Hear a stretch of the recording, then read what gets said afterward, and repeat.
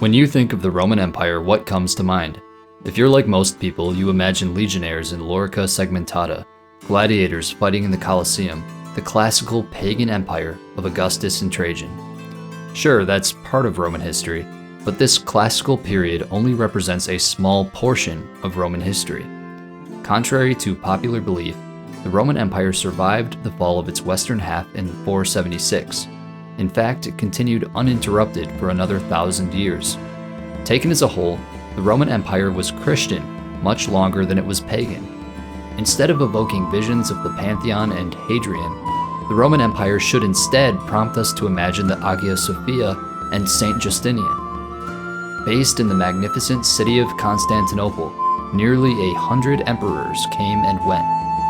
Sadly, this Byzantine period is less appreciated than the aforementioned classical period. In this series, we will embark on a fascinating journey through Byzantine history, ranking each of the emperors from Constantine I to Constantine XI from an Orthodox Christian perspective. Let's dive in.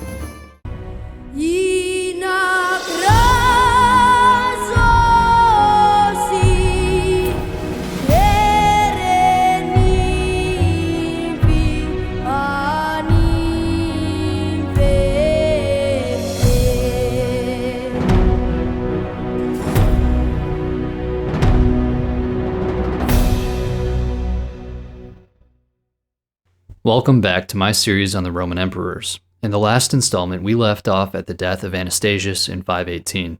In this video, I'll be covering the emperors of the Justinianic and Heraclian dynasties. Let's begin with Justin I. When Anastasius died, there wasn't a designated heir to succeed him. At first, nobody knew who should be emperor, but eventually everyone settled on Justin, chief of the executors. He was an older man of humble origins who had no children. Justin and his wife Euphemia were firmly Orthodox. Unlike his predecessors who preferred to compromise with heresy or were heretics themselves, Justin made the wise choice to side unequivocally with the church. He withdrew the Henoticon and officially ended the Acacian Schism in 519. According to Procopius, Justin was a senile illiterate, and Justinian was the real power behind the throne. But this is almost certainly fake news. Justin was a great defender of Christians both within the empire and beyond its borders. In one instance, he collaborated with Saint Caleb to defeat a Jewish persecutor in Himyar.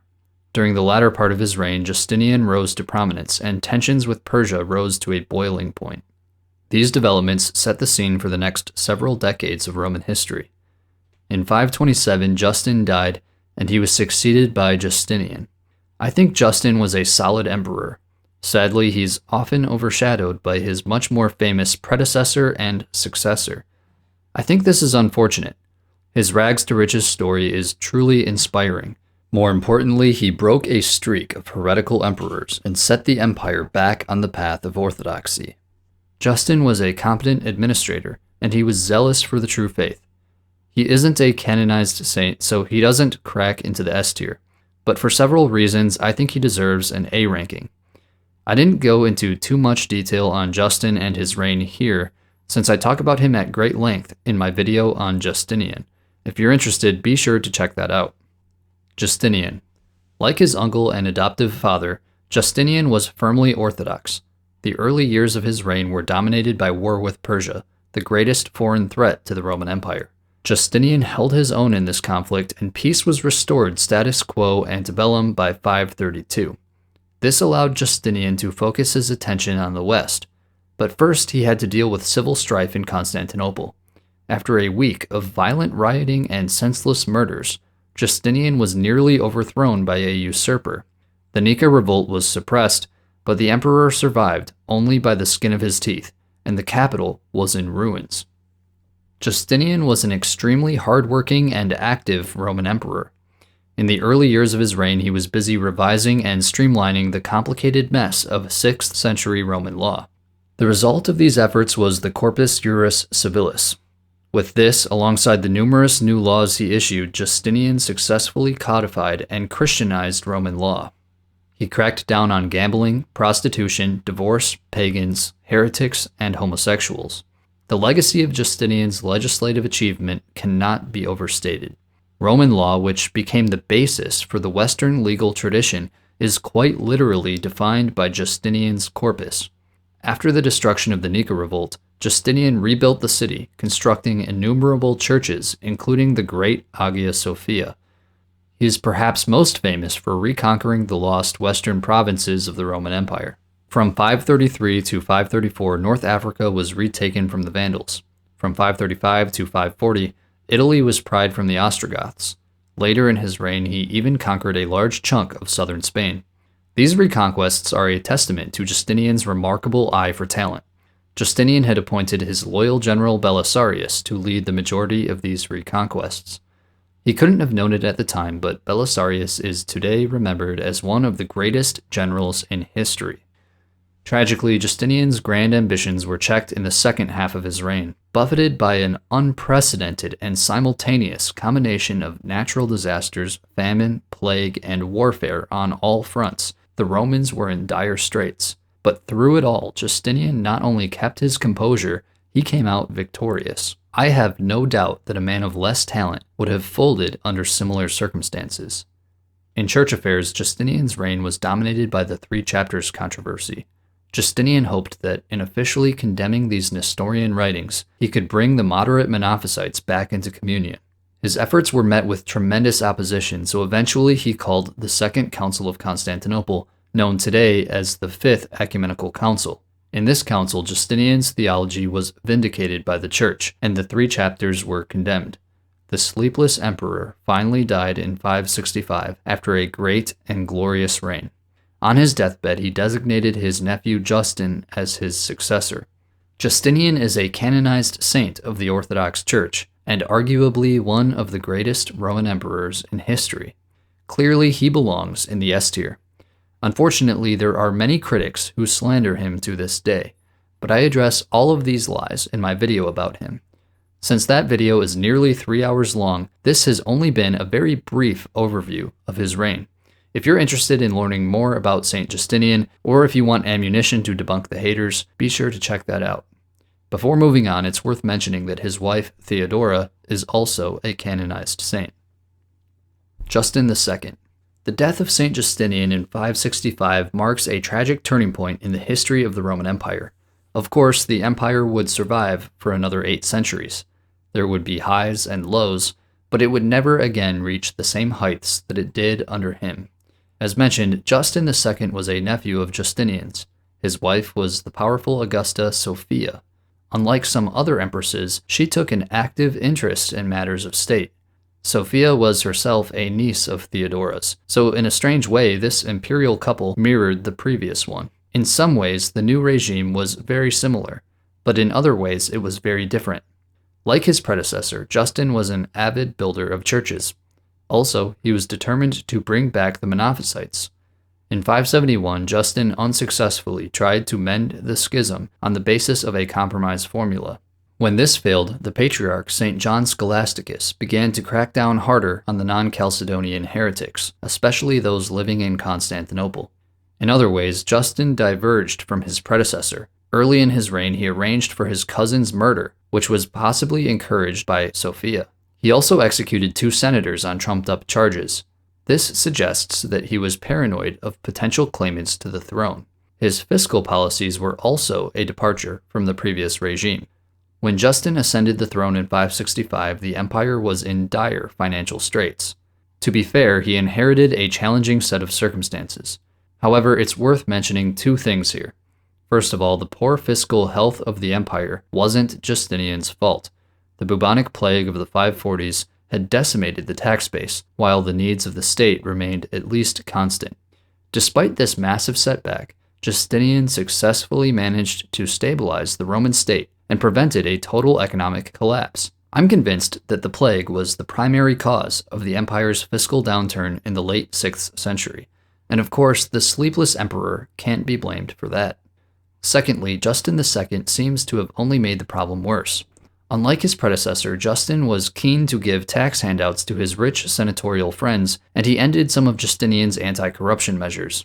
So while he inherited a tough situation, I don't have too much sympathy for Justin.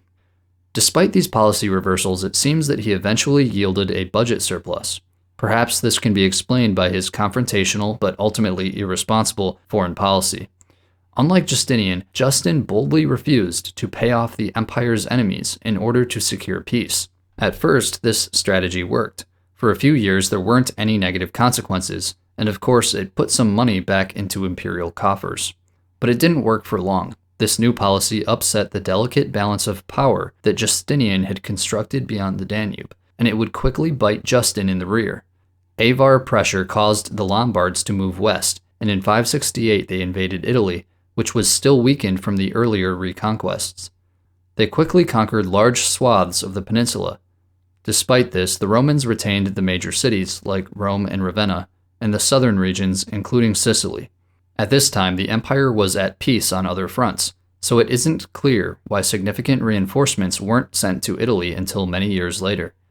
In 572, Justin went to war with Persia, partially stemming from his refusal to pay the yearly tribute. This decision upset Justinian's hard-won peace in the east. It was a catastrophically bad move. The war with Persia would last on and off until 591, and it would set the Roman Empire on a destructive path. At first, the Romans saw some initial success, defeating the Persians twice and capturing Divin. Another Roman army defeated the Persians near Nisibis, but the Persians quickly turned the tide, capturing Apamea and Dara. These crushing defeats drove Justin into madness. According to reports, he imitated the sounds of animals, bit his nurses, and tried to leap out of open windows. His bouts of anxiety could only be remedied by being pushed around the palace on a wheeled throne, and by the continuous playing of an organ. As the emperor descended further into insanity, and the Persians were bearing down on the east, the Avars invaded the Balkans. The empire was now at war on three fronts. Sometimes Justin had moments of lucidity. On one of these occasions in 574, he adopted and then appointed the general Tiberius as Caesar, making him his successor. From 574 to 578, Tiberius and Sophia effectively reigned as regents. They quickly made peace with the Avars and the Persians. Tiberius finally sent troops to defend Italy in 576 under the general Badarius. Sadly, this army suffered a crushing defeat. It seems this was too little too late. The Romans continued to retain a significant foothold on the Italian peninsula for centuries, but imperial control was fragmented and it dwindled over time. In any case, through his efforts, Tiberius essentially stabilized the military situation. Unfortunately, he was financially irresponsible. The new Caesar reduced taxes and gave generous handouts to his supporters at a time when the state needed as much money as possible. For this, his access to the treasury was restricted by Justin and Sophia. In religious matters, Tiberius was Orthodox, but he seems to have been indifferent about theology. Therefore, he relaxed Justin's persecution of the Monophysites.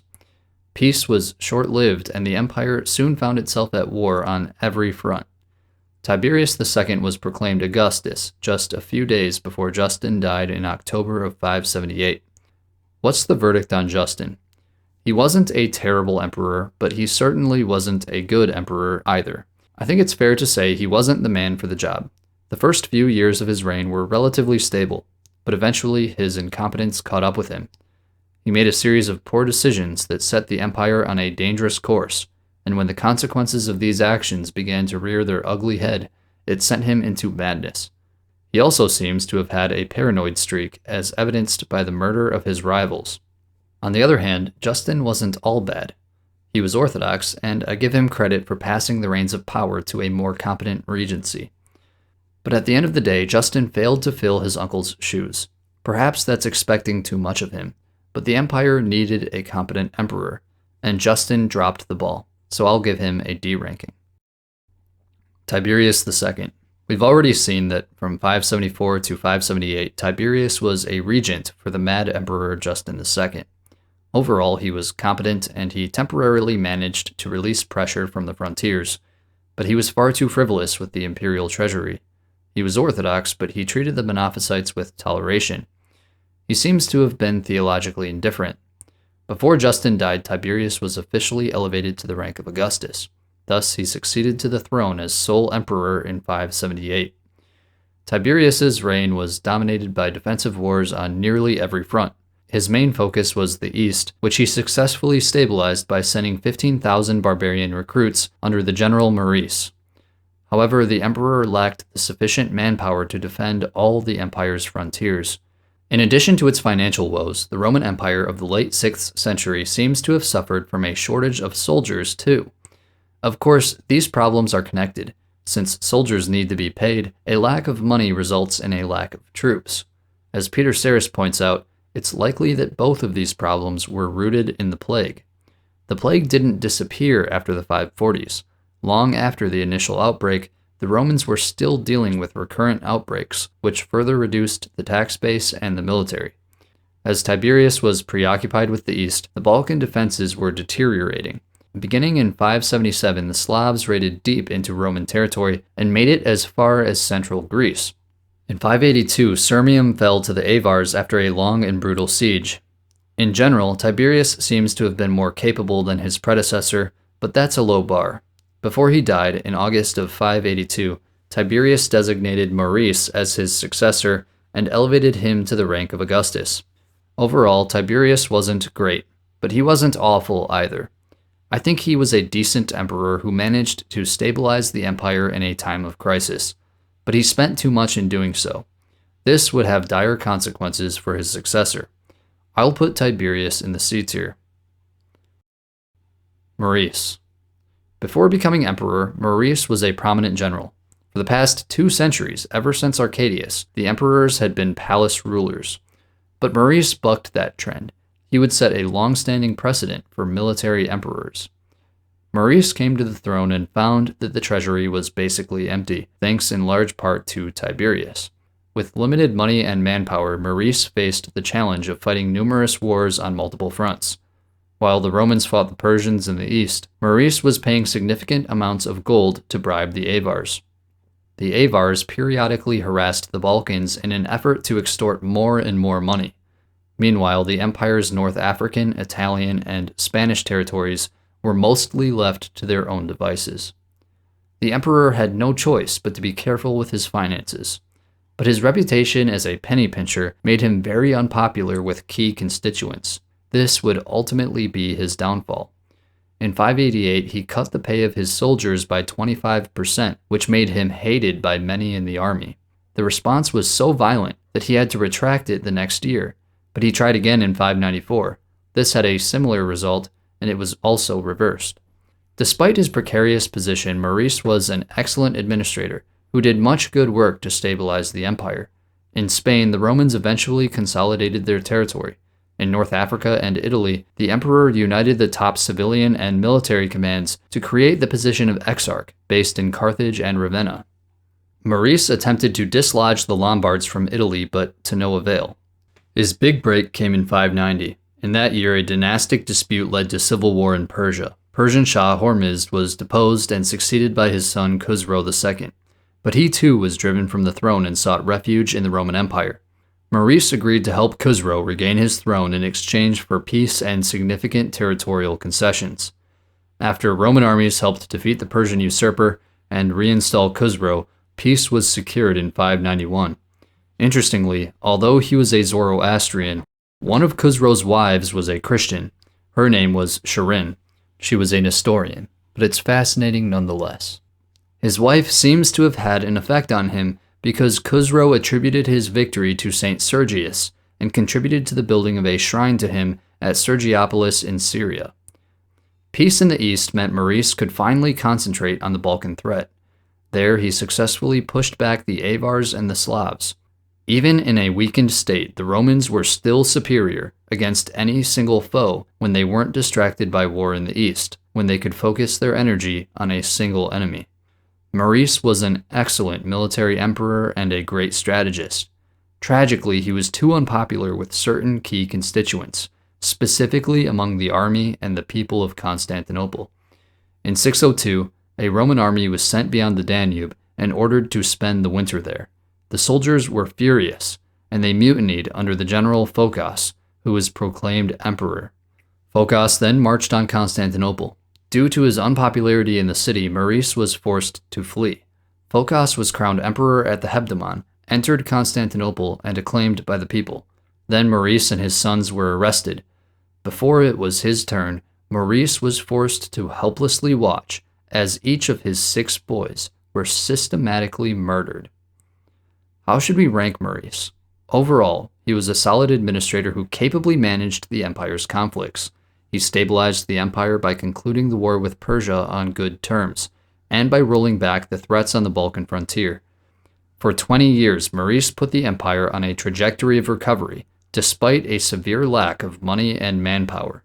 He also composed an important manual of war called the Strategicon, which influenced military tactics for centuries.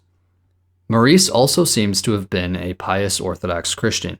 He was certainly the best man for the job, and by all accounts he was a good emperor. The challenge was to put the empire on a course of recovery without alienating public opinion, and this is where he failed. The emperor's responsible fiscal policies made him unpopular with the people and the army. As a result, he was tragically murdered by the hated usurper Phocas. It turns out that the Prologue of Ohrid commemorates Maurice and his sons on November 28th. According to church tradition, in his old age, Saint Maurice frequently prayed to God that he would punish him for his transgressions, and that he would not be deprived of the perfect reward. One day he was visited by an angel who gave him a stark choice. Maurice could choose to preserve his throne and the life of his children, but his reward would simply be that of the righteous. Or, if he wished for the highest reward, this would cost his earthly throne and the lives of his children. After some days of deliberation, the Holy Emperor told the angel, "I choose disgrace with suffering and death, and I will continue in the better course. Through all this, as a support, I will have the strength of Christ." He and his sons were murdered 2 days later. Since he was a good emperor and a saint, Maurice belongs in the S tier. As a side note, it was during the reign of Saint Maurice that the Patriarch of Constantinople began to style himself Ecumenical Patriarch, and this caused a minor kerfuffle between Saint John the Faster and Saint Pope Gregory the Great. Saint Pope Gregory protested that whoever calls himself Universal Bishop or desires this title is, by his pride, the precursor to the Antichrist. Phocas. As we've seen, Phocas was a usurper who murdered the Holy Emperor Maurice and his sons. Obviously, this was evil on a moral level, but it was also devastating to the Roman Empire. Recall that Maurice had been friends with Persian Shah Khosrow II and had even restored him to the throne. He was something of a father figure to the Shah. With Maurice dead, Khosrow was furious. He decided to invade the Romans to avenge the late emperor and to place his son Theodosius on the throne, who had allegedly survived the purge of 602. Many assume that if Phocas hadn't usurped Maurice, it's possible that peace would have endured on the Eastern Front. Based on this assumption, Phocas gets all the blame for the devastating war that followed. Some dispute this, however. It's highly likely that Khosrow was intent on war regardless, and that he simply used the usurpation as a pretext for his real ambitions.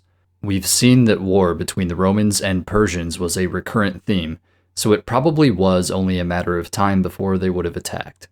Furthermore, it's highly likely that this Theodosius was an impostor. The true Theodosius was almost certainly killed in the massacre of 602. So, is Phocas solely to blame for the war? Probably not. But even if we assign most of the blame to Khosrow, I think we can blame Phocas for giving the Shah such an easy pretext. In any case, this war would last until 628. Of all the many wars between Rome and Persia, dating back to classical antiquity, this would be the final one. It would also be the longest and the most devastating. In the end, both empires would be exhausted. When the dust finally settled, the new faith of Islam would burst forth from Arabia, completely overtake Persia, and swiftly conquer huge swaths of the Roman Empire. But I'm getting ahead of myself. Let's return to our narrative. In 602, Khosrow entrusted the war to a man called Shahrbaraz, a talented and vicious general. The Persians had great initial success, capturing much territory in the east, including the all-important city of Dara. Sensing that he was getting unpopular and fearing potential coups, Phocas purged several of his rivals in 605, including a rebel general, some patricians, some court officials, and Constantia, the wife of Maurice.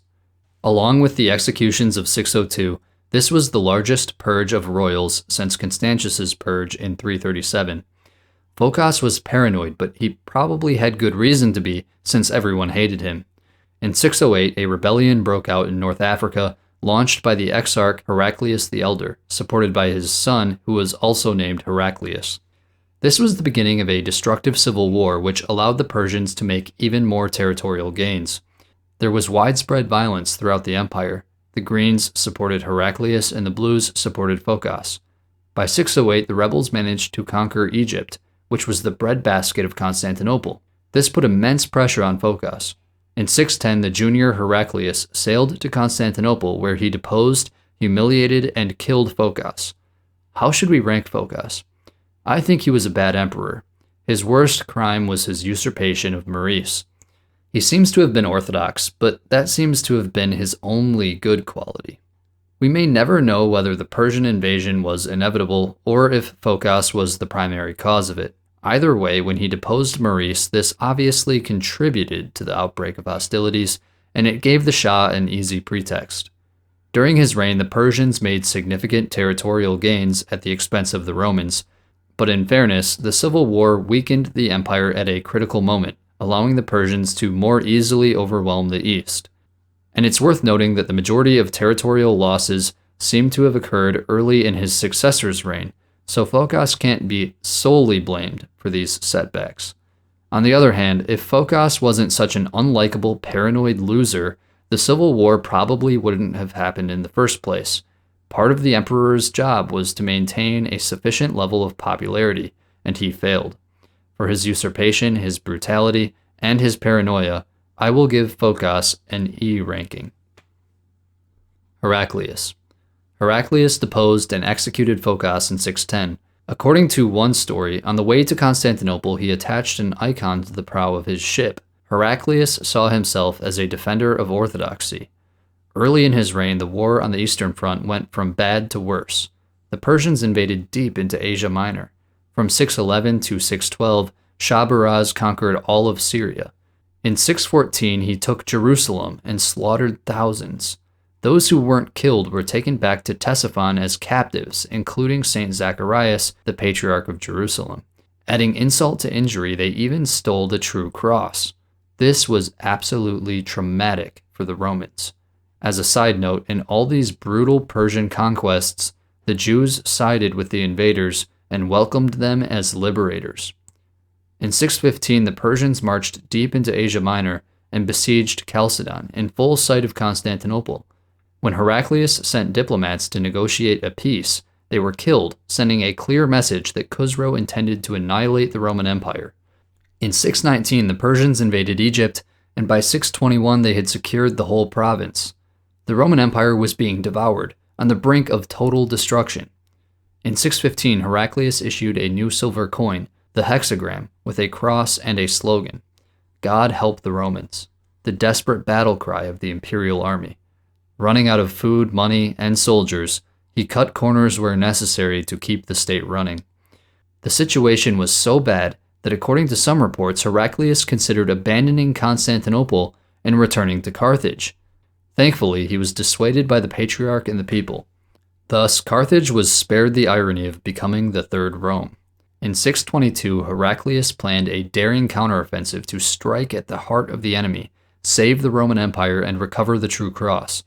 He borrowed the silver and gold from the churches to amass the money necessary for a great army. Before going east, he concluded a peace with the Avars in the Balkans. Finally, in 624, Heraclius caught the Persians by surprise, bypassing Syria and Mesopotamia and marching his army straight into enemy territory, leaving a path of destruction in his wake. In the Caucasus, he destroyed a major Zoroastrian fire temple.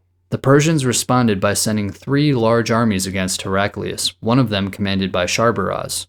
These armies surrounded the Romans, but in the winter of 624 to 625, he outmaneuvered and defeated all 3 in a series of battles.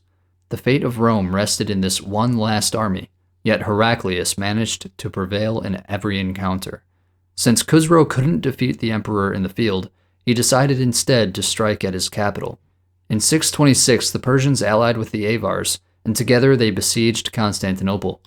This was the first sustained attack on the city by a foreign enemy, and it put the empire's defenses to the test.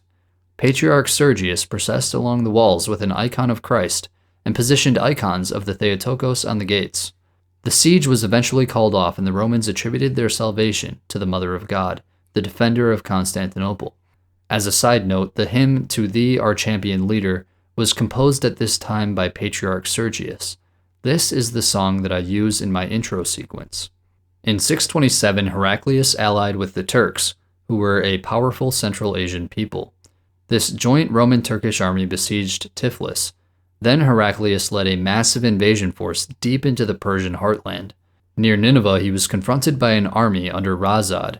In the epic battle that followed, it's said that Heraclius engaged with the Persian general in single combat and cut off his head. The Battle of Nineveh was a crushing Roman victory. Khusro was pushed back to his capital at Ctesiphon. Seeing where the wind was blowing, some of Khusro's enemies took this opportunity to depose and kill him in 628. The new Shah, Kavad II, made peace with Rome, returned the True Cross, and agreed to surrender all Roman territory. In a remarkable series of events, Heraclius had saved the Roman Empire and recovered the True Cross. Following his victory, Heraclius returned to Constantinople in triumph. Later, he visited Jerusalem to deliver the cross to the Patriarch Zacharias. Together with all the clergy and the laity, they solemnly went up to Golgotha. According to one tradition, when the emperor reached the gates, he was suddenly stopped and unable to proceed. The Holy Patriarch explained to Heraclius that an angel was blocking his way. He was told to remove his royal trappings and to walk barefoot, since he who bore the cross for the salvation of the world had made his way to Golgotha in all humility. Then Heraclius donned plain clothes and without further hindrance carried the cross of Christ into the church. The cross was lifted high and everyone knelt, chanting, "Lord, have mercy." The church continues to celebrate this event annually on September 14th, the feast of the exaltation of the cross. For these legendary accomplishments, Heraclius must rank among the greatest Roman emperors. If he had only died in 628, the legacy of Heraclius would be almost impeccable. Sadly, the rest of his reign was less impressive. His spectacular victory against all odds endowed Heraclius with extraordinary authority as a Christian ruler favored by God. He began to use this leverage to seek church unity. In doing so, he and Patriarch Sergius promoted a doctrine called monoenergism. Monoenergism is the idea that Jesus Christ has only one energy, as opposed to the Orthodox doctrine that Christ has both a human energy and a divine energy. This was an attempted compromise between orthodoxy and monophysitism. Like all prior attempts at unity, it would eventually end in failure, but because of the emperor's heresy, the church would struggle against monoenergism and its offshoot, monothelitism, for 5 decades. These heresies weren't finally defeated until the Sixth Ecumenical Council. Thus, despite his legendary heroism, Heraclius is remembered by the church as a heretic. In addition to this, Heraclius lived long enough to see much of his hard-won reconquests fall out of Roman control.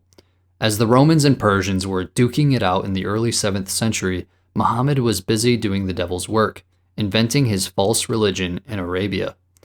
In 632, the false prophet died. He was succeeded by the first Sunni caliph, Abu Bakr.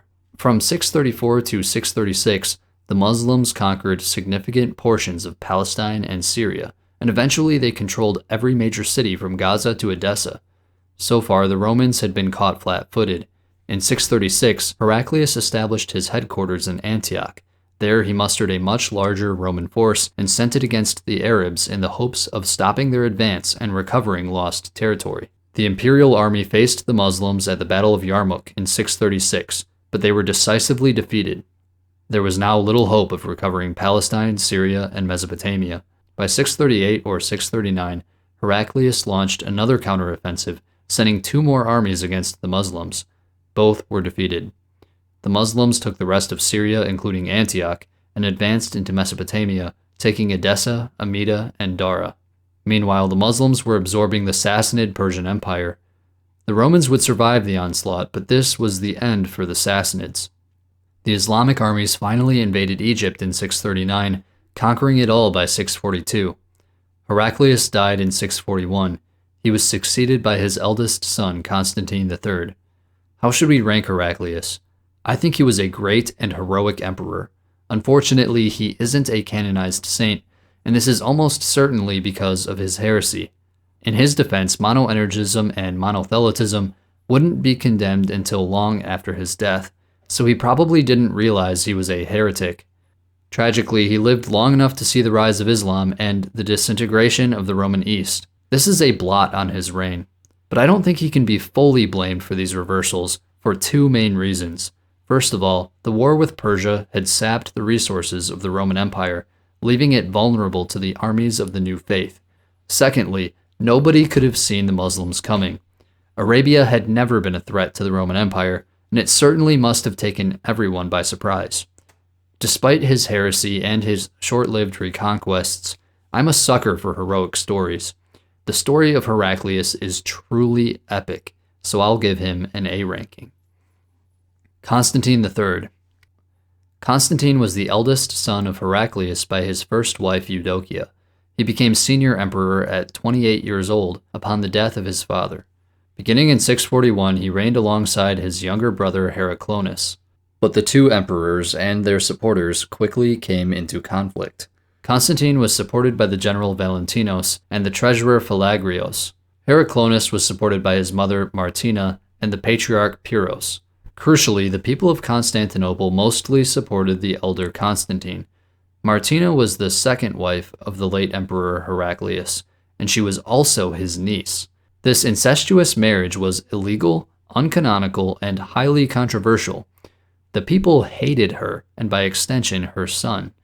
Constantine III had a son by the name of Constans II.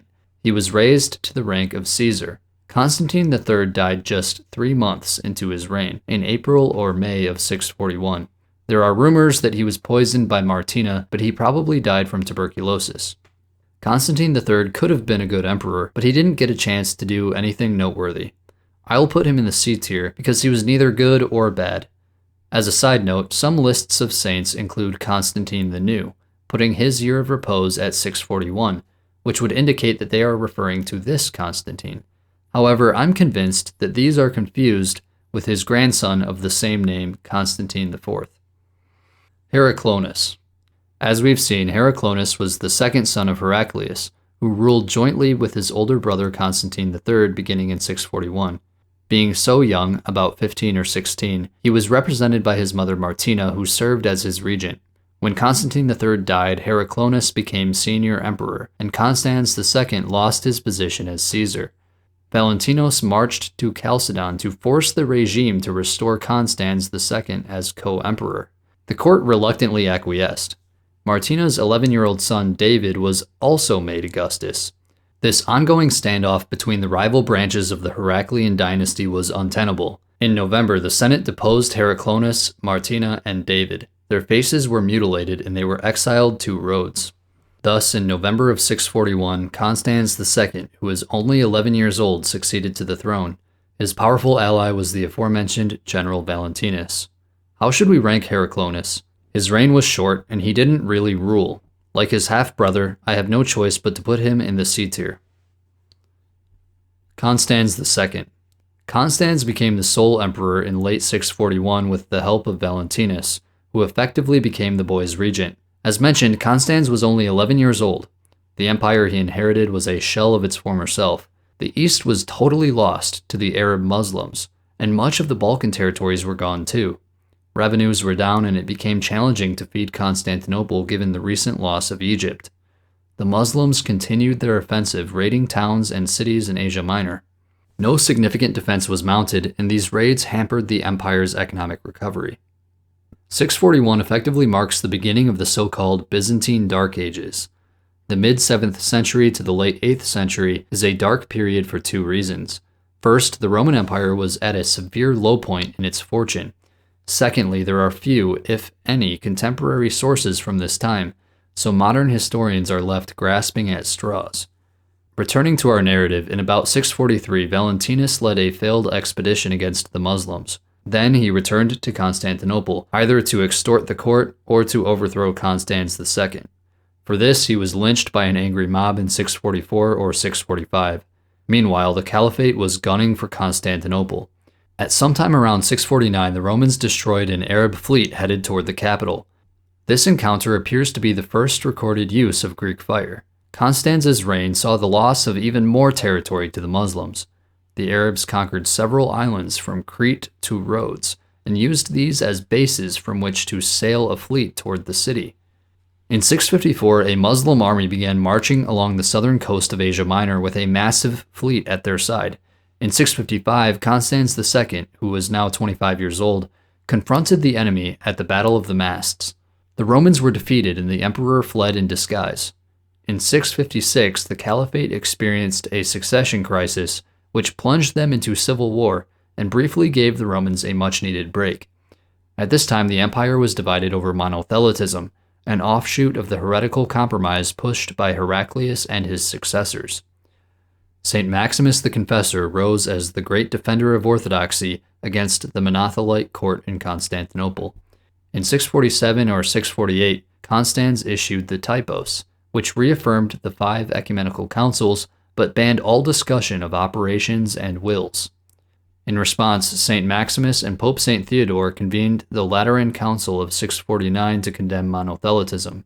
Theodore died before the council could convene, so it was overseen by Maximus and Pope St. Martin. For their bold refusal to abandon the Orthodox faith, Saints Martin and Maximus were arrested in 653. Both were punished severely. St. Martin was exiled to Kherson, where he died soon after. St. Maximus was tortured, his tongue was cut out, and his right hand was cut off. Then he was exiled to Lazica, where he reposed in 662. Constans didn't only deal with church matters during these years of truce. He also took advantage of this opportunity to reestablish some order in the Balkans and the Caucasus. In 661, the Muslim civil war was over, and Muawiyah became the first Umayyad caliph, thus ending the Rashidun Caliphate. In 662, Constans II made a trip to Italy. There he campaigned against the Lombards in the south, but without much success. Then he visited the city of Rome, where he spent 12 days in cordial celebration with Pope St. Vitalian. This was the first time a Roman emperor had visited Rome since before the fall of the Western Roman Empire. Then he crossed over to Sicily, making this his home base from 663 until the end of his life. After 661, Arab raids into Asia Minor resumed immediately. In 667 or 668, the Arabs briefly besieged Constantinople itself. It isn't clear why the emperor was absent during this crucial time, but in 668, Constans II was assassinated in his bath in Syracuse. The army there proclaimed a man by the name of Mezesius, but this usurper was quickly suppressed. In Constantinople, Constantine IV succeeded his father on the throne. All things considered, Constans II wasn't a great emperor, but he wasn't terrible either. The largest blemish on his legacy was the persecution of Saints Martin and Maximus. For his heresy and for overseeing a severe decline of the empire, I'll say he was a below-average emperor. I think he belongs in the D tier. Constantine IV. As mentioned, Constantine was the eldest son of Constans II, who succeeded to the throne after the murder of his father in 668. The new emperor was only 16 years old, and he came to power at a precarious time. The Romans had been steadily declining for 3 decades, losing lands they would never recover, often on the brink of total destruction.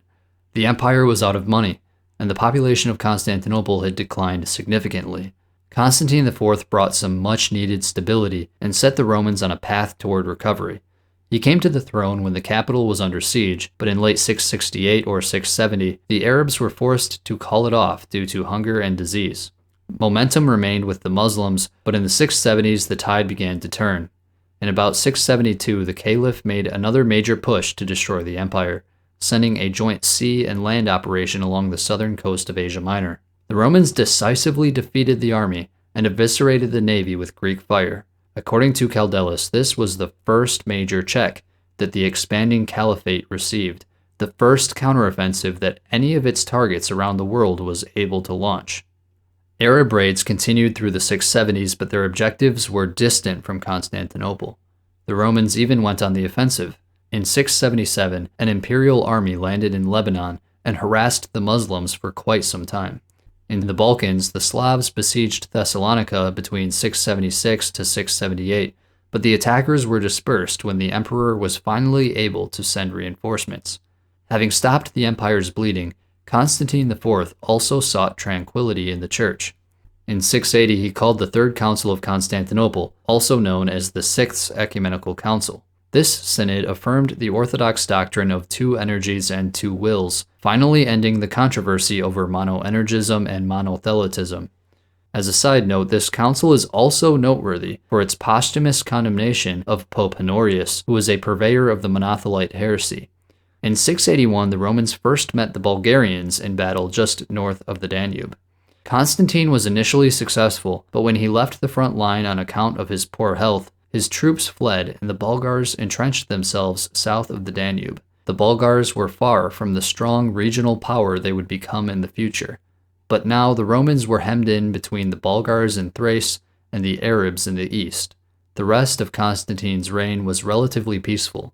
After the death of Muawiyah, the caliphate descended into civil war, and soon a temporary peace was secured with the Arabs. Constantine IV died in 685, succeeded by his eldest son, Justinian II. I have a very high regard for Constantine. He was a good emperor who stemmed the bleeding and set the Romans on relatively solid footing. Unlike his predecessors in the Heraclian dynasty, he was Orthodox. Because he called the Sixth Ecumenical Council, the Church remembers him as a saint. Therefore, I will put Saint Constantine IV in the S tier. Justinian II. Justinian II ascended the throne after the death of his father in 685. He was only 16 years old. While the Arabs were distracted with their ongoing civil war, he managed to expand Roman influence in the Caucasus. Since he inherited a stable and peaceful eastern frontier, Justinian next focused his attention on the Balkan frontier. From 688 to 689, he led a successful campaign against the Slavs. As a result of these victories, he was finally able to open the corridor between Constantinople and Thessalonica. He then resettled thousands of these defeated Slavs in Anatolia and enlisted them in his armies.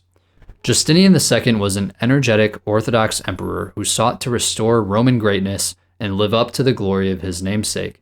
Unfortunately, he was less competent and more impulsive. To make matters worse, he had a reputation for paranoia and despotic cruelty. At some point around 692, the former peace between the empire and the caliphate broke down, and the Arabs invaded Asia Minor. Justinian sent an army against the Muslims under the general Leontius, which was defeated at the Battle of Sebastopolis. During the course of the battle, 2/3 of the Slavic troops defected to the enemy. When he received news of this, Justinian reportedly vented his frustration by slaughtering the remaining Slavs and their families in the Opsikian theme of northwest Anatolia.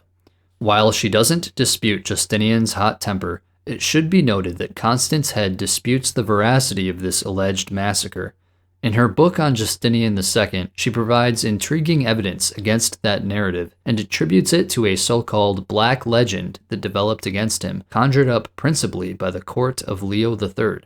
In any case, Leontius was imprisoned, probably for his failure to deliver a victory at Sebastopolis. This military defeat was, in the grand scheme of things, insignificant, but it would prove to be a major setback for Justinian, the major turning point in his reign. Like his father and his namesake, Justinian II appears to have been a pious Orthodox sovereign. He was the first to put an image of Christ on his coins. Our Lord appears on the front, labeled King of Kings. The Emperor appears on the reverse, labeled Slave of Christ. In 692, he called the Council of Trullo, otherwise known as the Quinisext Council. This synod was called to supplement the 5th and 6th ecumenical councils, and it issued a series of important canons. While Trullo was not an ecumenical council per se, it is considered authoritative in the Orthodox Church. By contrast, it was strongly resisted in Rome, owing to the fact that many of the canons contradicted existing practices in the West. For his opposition to the council, Justinian sent imperial officers with orders to arrest Pope Sergius and bring him to Constantinople. But the people of Rome protected Sergius and thwarted the emperor's plans. Although none of it survives, it's reported that Justinian II, like his namesake, embarked on an extensive building program. Also, he was no friend of the traditional aristocracy. The situation was made worse by some of his finance ministers who were known to use harsh measures to extract taxes. Justinian was increasingly unpopular with certain key constituents. In 695, Leontius was released from prison, appointed to be strategos of Greece, and ordered to leave the city to take up his new post. Instead, he led a rebellion and overthrew Justinian. The young emperor was dragged to the hippodrome, where they cut off his nose and the tip of his tongue. Then he was exiled to Kherson in the Crimea. The deposition of Justinian II in 695 marks the beginning of the end for the Heraclian dynasty. The next phase of Byzantine history is known as the 20 Years' Anarchy, a period of great instability in which 6 emperors came and went in rapid succession. Spoiler alert, one of those will be Justinian, the emperor who lost his nose, but who never lost his will to rule. Even though we haven't technically reached the end of the Heraclian dynasty, I'm going to end this video here. In the next video, I'll pick up where we left off, covering the 20 Years' Anarchy and the Isaurian dynasty. For now, suffice it to say, I think Justinian II is fascinating, complex, and possibly misunderstood. But since we haven't seen the last of him, I'll refrain from ranking him here. That concludes my video on the Roman emperors of the Justinianic and Heraclian dynasties. How would you rank these emperors? Let me know in the comments below. As always, if you enjoyed this video, please drop a like and subscribe. And please share this video with anyone you know who might be interested in this content. With that, I'll see you guys next time.